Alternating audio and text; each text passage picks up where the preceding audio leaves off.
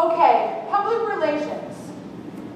Public relations actually comes first before advertising. PR plants the seeds and marketing harvests the crop. And I did this totally backwards when I started Postcard Mania. We weren't in the news. I wasn't looking to create any publicity or PR capers in any way, shape, or form. And we just marketed our little butts off. And as I told you earlier, we started doing these pro bono postcards, and that started to get us in the media. And then we made the Inc. 500 list, and that got us into the Inc. magazine. And we saw how much inflow of business we would get from that PR effort, that mistake of a PR effort. We found out, by accident, and then we really put some effort into getting us into the media. And there's different ways to do it. Usually, if you're a national firm, it's easier to hire a PR company to get you into the media. If you're local, there are things you can do on your own. I mean, you can do anything on your own. We do all our PR internally, but I do have a full-time staff member. That's all she does. You've seen her walking around, Amanda. She gets us in the news and in magazines.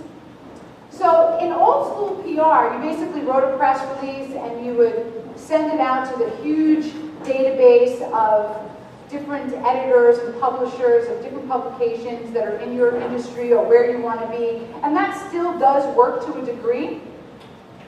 But today there are so many, social media is very closely connected to publicity and PR. And it's used quite a bit. You now, is everybody familiar with Twitter?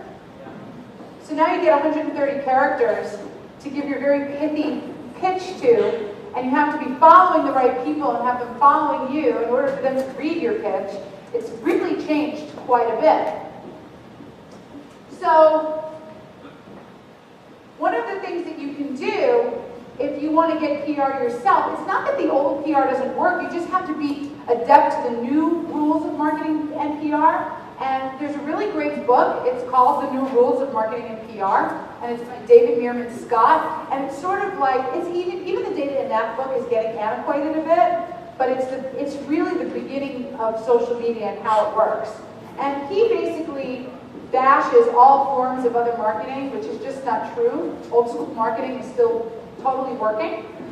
But what you can do, if you're a business to consumer type business, is you can look for the local stations and magazines in your area, and you can pitch to them something you feel is newsworthy. And I'll just give you an example. Like, does anybody have a day spa?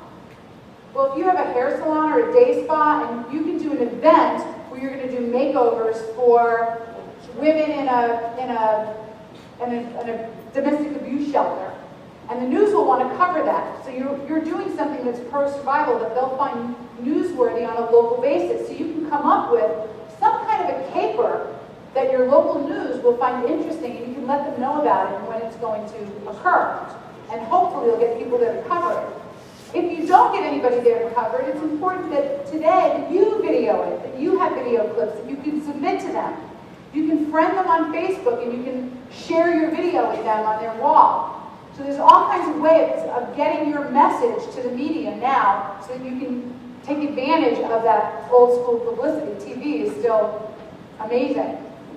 If you're business to business industry, you can find trade magazines that your customers read.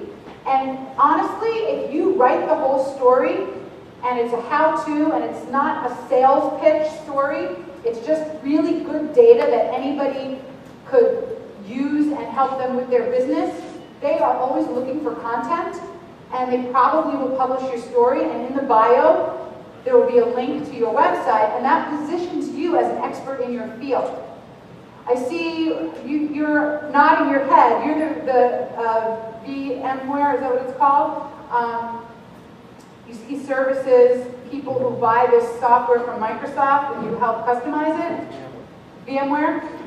Companies buy VMware. Companies buy VMware, and you help them install it and customize it?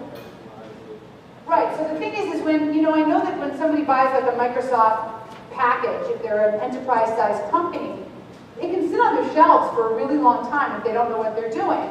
And there are trade magazines that these guys read all the time, and if you're just helping them, you could get easily published because you have something that's quite niche, where there's a lot of missing information for people.